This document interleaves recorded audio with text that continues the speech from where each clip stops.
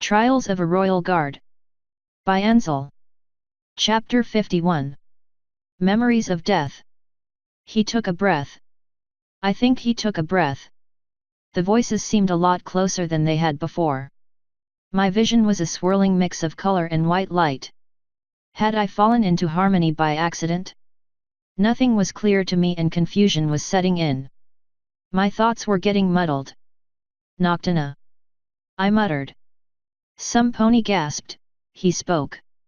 Clarity started to return to my vision and I could see a blonde unicorn's face hovering over mine. Her horn was glowing and there were currents of magic swirling all over me. They tingled along my milky white coat. I reached a hoof towards the face. Noctina was violet, not white. Harmony was just energy. Who was this pony? She looked familiar. Where was I? He's moving, the mare said. Her face was becoming more obvious. White coat, bright blonde mane, and pale blue eyes. My hoof found her shoulder and the hairs of her coat shimmered. A rainbow of colors erupted from where I'd touched her, rippling over her foreleg before radiating out to the rest of her body and disappearing. Silent. Oh my goodness, silent. Two hooves wrapped themselves around my neck and another white mare pressed her cheek to mine. She started kissing me. That was nice. I liked that a lot, so I started kissing her back. This mare was familiar, too. Her mane was a lighter blonde and had some pink mixed in. She also had beautiful hazel eyes. Although right now they were filled with tears. My hooves clumsily rubbed at her shoulders while she continued to hold and kiss me. She broke the kisses long enough to get some words out. Silent, talk to me. Say something, please. Talk to me. The mare's tone was desperate. Say something? I could do that. Are you dead, too? I asked. The mare quickly shook her head. No. No, sweetie, I'm not dead. You're not dead either. Now that didn't make any sense. I shook my head back while hoofing at her cheek. I'm sorry, I am dead. I was killed. It isn't so bad. It's better now that you're here. The mare's head shot up and she looked me in the eyes. Hers were red and her cheeks were streaked with makeup. Tears were dropping on my cheeks. Yes, I know, but I'm not dead, and neither are you. The first mare poked her head around this one's. Silent Night, you were indeed killed. We have seen to it that you have been restored to life, she said. Do you really think my scheme would be felled by something as trivial as death?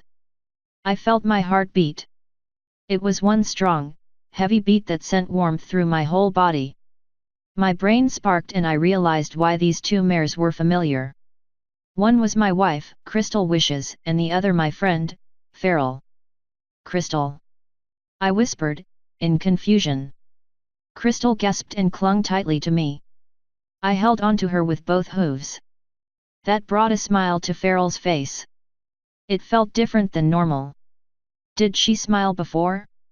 Yes, this is Crystal Wishes, your wife. I was about to speak when a muzzle practically slammed against the cheek opposite of the one Crystal was occupying. A blue pony nuzzled me fiercely and affectionately while stroking my mane. Luna, I said softly. She was crying, too. Poor ponies. I'd been killed. That must have been traumatic for every pony. It didn't feel that traumatic for me. All I felt was love. How am I not dead? I asked, finding it easier to speak and recognize nearby ponies. There were a lot of them too. I knew them. So many friends and colleagues. And my sister. Winterspear was standing at the periphery of the group, her hoof covering her mouth. She wasn't moving at all, just a frozen mare with a shocked look on her face. Royal guards were milling back and forth behind her, escorting confused-looking ponies away. Before I could reach out to my sister, I was again squeezed by my wife and Princess. Princess Luna continued to rub her cheek back and forth on mine. Celestia knows an ancient spell. An incredibly powerful one. It can restore the newly departed. We brought you back, Silent. Brought me back from the dead? Amazing. How long had I been dead? What had happened while I was dead? That was hazy. Something about hoofball and board games. Oh, and russet. We were going to play hoofball. Yes, hoofball. He looks off. Good, but off, Sunny Day whispered from somewhere to my right. She was talking to Midnight Snow. It wasn't a very good whisper. He was dead 5 minutes ago, Midnight Snow whispered back. I had been dead. That was true. Dead, dead. Very dead. Totally dead. As dead as Russet. Right. Russet, I'd left him in the clouds without saying goodbye. That was rude, hopefully he'd forgive me. It seemed like there was something I was missing. Oh, yeah. I met Noctina, I exclaimed loudly. The ponies around me fell silent, their eyes going wide. I've broken his brain with my selfishness. Princess Luna whimpered. Ponies. I believe our banquet is done. Please clear the room and let's get Silent Night to my chambers. We all need to calm down. I knew that voice. It was Princess Celestia. Miley and Tranquil, pick him up and help him along, Midnight Snow ordered. Dream Pop, who was hovering nearby and looking at me with unbridled excitement, carefully pulled Crystal free while Miley and Tranquil did as they were ordered. The mares helped me up and supported my weight as we started off in whatever direction they'd decided. I also met Harmony, I found myself telling Miley hooves. Oh, how neat. What was that like? Dream Pop asked as she trotted along, keeping a hoof around Crystal to steady her. She was calm about everything. Oh, and she wasn't really a pony. More like a swirl of colors and light. Also, we probably shouldn't take too long before we start fighting back against Maristella. I'm pretty sure time is of the essence. Princess Luna choked on a sob. Why was she so upset? I wasn't dead anymore. That had to be a good thing. Sunny Day trotted quickly ahead and used her magic to throw open the doors to Princess Celestia's chambers. Miley and Tranquil Carry walked me through and eased me down onto a large pillow. It wasn't as soft as my cloud in the near to. Winterspear was finally moving. She nestled against me and put a protective wing over my back before forcing her head up under my chin. That was where I rested it for now. She and I weren't great with talking about things, but I got the message. Other ponies crowded around me, Miley Hooves, Feral, Tranquil Dusk, Sunny Day, Dream Pop, Midnight Snow, Princess Luna, and of course Crystal Wishes. I was the belle of the ball, the center of attention. Hoof steps started to approach and every pony's attention shifted. There was concern in their eyes. Was it for me? What do we do? Luna whispered. We have done enough. He is a strong pony, just wait to see how he recovers, came Princess Celestia's voice. I couldn't see her at first. There were too many ponies in the way. I'm not referring to him, I meant you. What did that mean? I squirmed my head and tried to get a look. Crystal was clinging to me again, so I had to keep a forehoof on her. Winterspear had practically covered me up and was not letting go. Dream Pop was taking notes and the rest just looked confused. It took effort to get the angle right through all of the legs and manes, but eventually I saw her. It was Princess Celestia, without a question, but her mane and tail were wholly different. The waves of color and sparkles were gone. All that remained was a gentle pink. It was as plain and normal as any pony else's. She looked exhausted. Her eyes were puffy and her posture was hunched.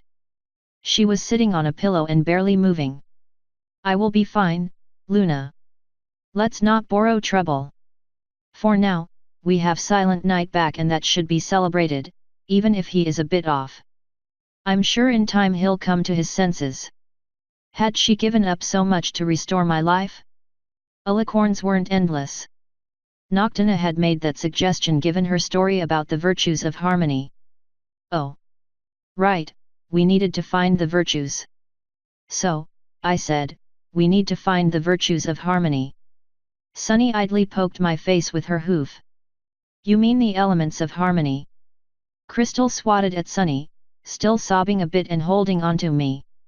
Hush, he's confused. Winterspear softly grunted in agreement, her wing tightening over my back. I shook my head. No, I'm not. We need to find the virtues. A friend of Nocturna's has them. Kalinda made them because Maristella might still have sway over the element of loyalty. Princess Luna shook her head, looking guilty. No, silent. I'm not sure what happened, but this is nonsense. All you need to do is get well and enjoy your life. We have work to do, I replied. I think we should use a sleep spell and let him rest, Midnight Snow suggested. No, I can't sleep right now. Princess Luna nodded. Yes, that is a go-nope. Hold up ponies. Why don't we hear him out, okay? Dream Pop cut in before turning to me. Silent, you said you met Nocturna in harmony. Finally, some pony that would listen. Yes. When I was dead I went to a place called the name suddenly escaped me. I shook my head, it didn't matter. The place you go when you die. I met Russet, my dad, my grandfather, Nimbus, Moonglaive, Nocturna, and Harmony. Oh. And some pony that knew Feral. Dream Pop looked from me to Feral and then back. She scribbled some notes down. I see. And who was that pony? I shook my head. She didn't tell me her name but she said I already knew her. Okay, what did she look like? Dream Pop pressed. Earth pony, grey coat, purple mane, kind of short. She was really interested in finding out how Feral was, I explained. Dream Pop looked over at Feral, as did every pony else. Is that some pony you know? New. Feral's ears flicked. That sounds like my old bodyguard, Fiona. She has been departed a long time. She's waiting for you, I cut in. Dream Pop gasped and clapped her hooves. See. He's fine. Midnight Snow shook her head. No, that could be a coincidence. He could have explained any pony generically.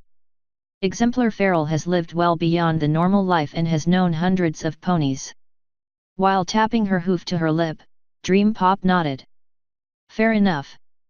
Silent, tell us something else you learned that we can check out. Something else, why was I the one that had to prove I wasn't crazy? Then it hit me. I sat up straight. The sudden motion jolted both Crystal and Winterspear in surprise. Both mares tried to wrangle me down together, but my heart was beating fast and I felt great. My whole body seemed brand new. With conviction, I jabbed a hoof at Luna and practically shouted, when she was a regular pony, Princess Luna was barren. All she wanted was a foal and she never had one. Not one. And while that was the case for her, her own sister had a dozen. Both princesses gasped in unison. In hindsight, that was an indelicate thing to say. Which was obvious by the fact that new tears were pooling in Princess Luna's eyes. I bit my lip. I'm sorry. On instinct, Winterspear slapped me on the back of the head, which only incited Crystal to poke her with a hoof. The two of them started swatting hooves at each other over my back. Princess Luna shook her head. No, it's okay. You're right. There is no way you could have known that. I just wanted a foal so badly and it never happened for me. Despite how tired she looked, Princess Celestia stood and hurried to Princess Luna's side. She put a hoof around her sister and squeezed her. Her gaze then found me, amazement dancing within those tired eyes. Dream Pop tapped me with a hoof. There, proof that Silent Knight's mind isn't broken. He's just done something I'm guessing almost no pony has ever done. He talked to ponies in the beyond and came back. Tell us more things. What was it like? It was pretty great, you see, my mouth hung open but no other words came out. Crystal looked over, Her swatting stopped. Silent. I shook my head. I'm not sure what happened. We were the words stopped again. We who? You and Dad. Winterspear whispered. My brow furrowed. Why couldn't I remember? Why couldn't I talk about the place and the ponies? The memories were starting to draw away from me. Mentally, I tried to grasp them. Noctana popped into my head and things organized once again. I could talk about that, at least. Noctana explained to me that no pony remembers Maristella because she made every pony forget with a powerful memory enchantment. She left it behind for you, Luna. There are some notes in Haven as well as a memory crystal that is disguised as a unicorn lantern. Midnight Snow's ears perked up. A memory enchantment powerful enough to impact all ponies? Princess, if we could get it, perhaps we could reverse it. Obviously, all the ponies impacted by have long since departed, except yourself and Princess Celestia. A memory crystal hidden in Haven for all of these years? It is certainly possible. We do not have a lot of unicorns, and who would think twice about one of hundreds of lanterns? Tranquil Dusk asked softly. Princess Luna nodded. Yes. I also relish the idea of viewing a memory of my mentor. Tranquil, can you find your grandmother and leave immediately for Haven? Tranquil quickly nodded. Of course, Princess. Consider it done. We'll go over every unicorn lantern in the city if we have to. The Nox Pegasus then turned and set a hoof against my back. I'm glad you're not dead anymore. Thank you, seemed like an appropriate reply. Being dead hadn't seemed that bad to me. At least, now it didn't seem bad. I also couldn't really remember much about it. While Tranquil hurried off, Dream Pop set her hooves on my cheeks and pulled my face towards her. Focus here. You were dead. You saw what happens after. You have to tell me more. Everything about it seems to be gone.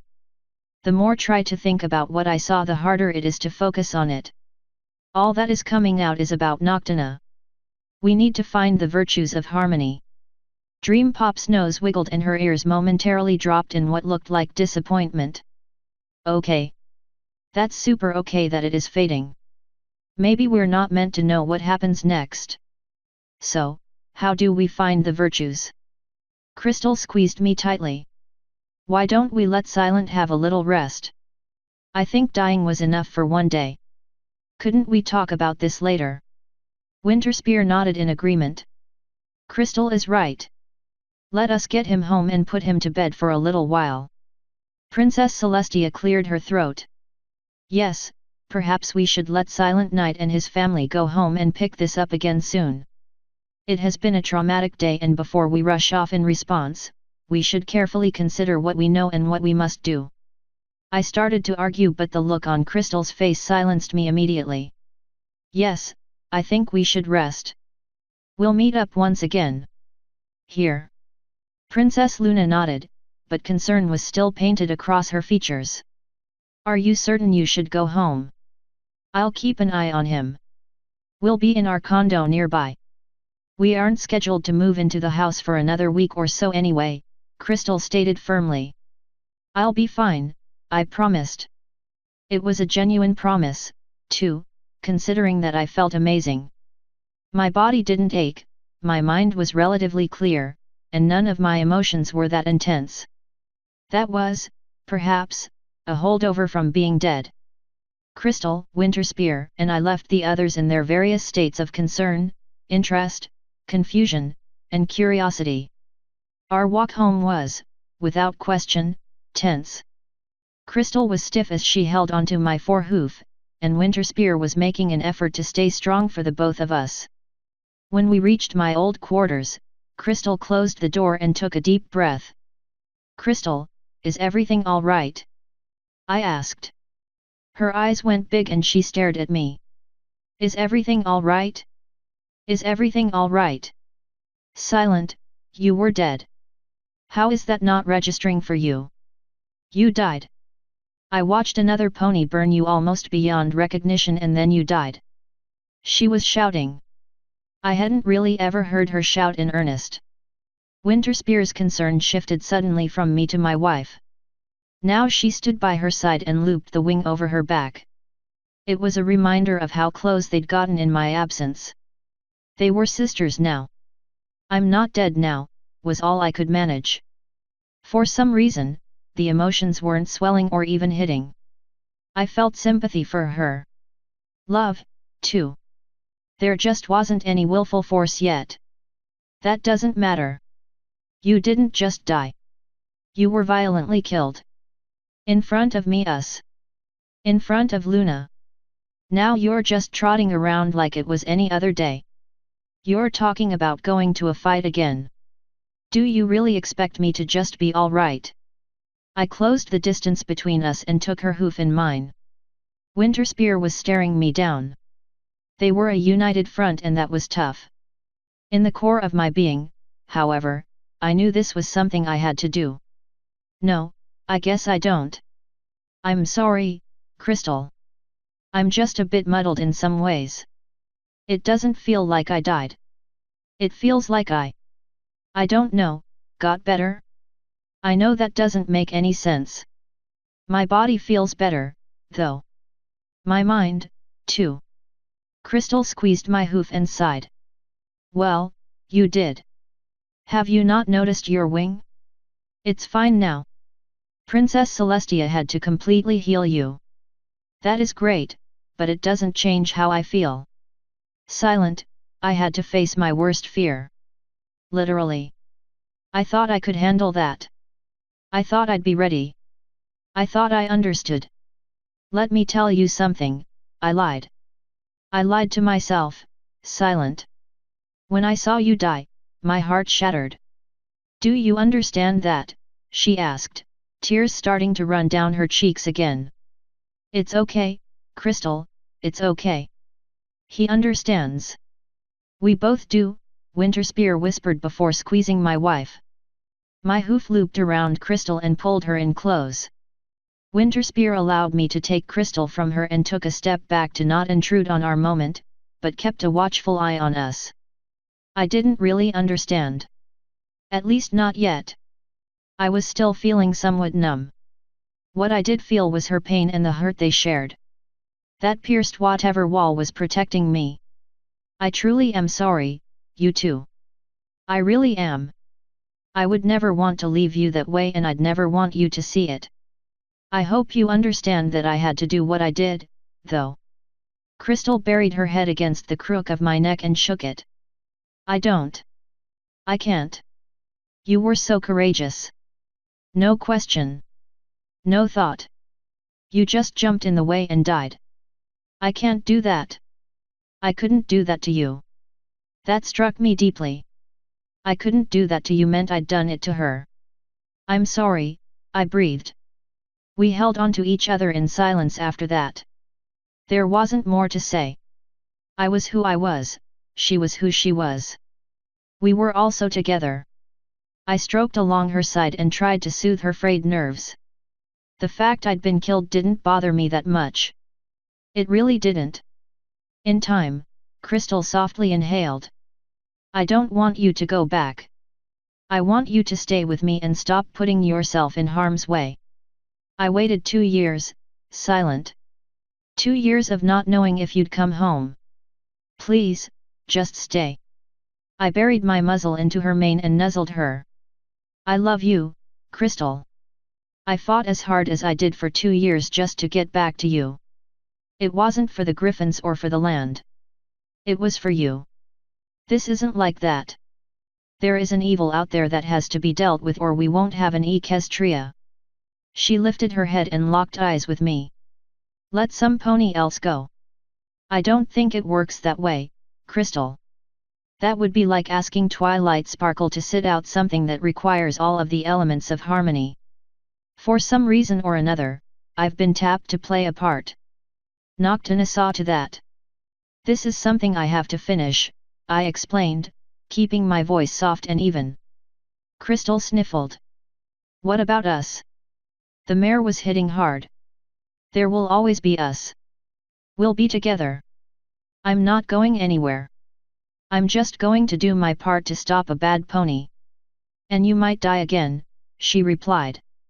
I closed my eyes. I might. Her head shook. I'm not ready. Me either. Crystal sighed and clung to me. Her body shook slightly. Just go back, then. I knew what I was getting into, even if I don't like it right now.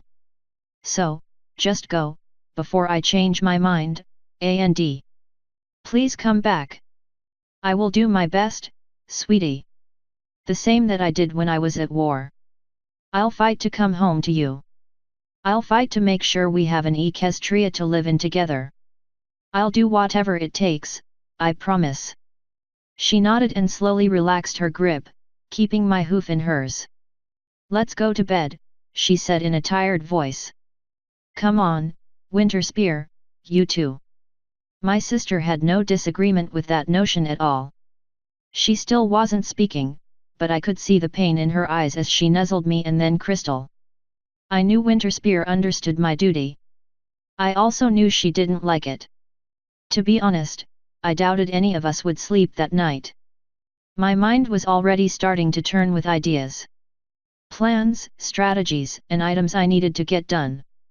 Noctana had made it clear, time was of the essence. Now, I had the advantage, and I wasn't going to squander it.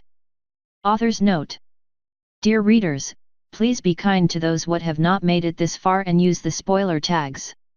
Don't spoil a good time for someone starting today. Just a reminder for patrons and potential patrons, we've done a major overhaul to the QNB Patreon. If you are enjoying this story, please consider taking a look at Crystal and Maya's website quillandblade.com for extra content such as mini-stories, an Ask Us form to submit questions, responses to said questions, and special rewards for the awesome folks who support our Patreon. End author's note.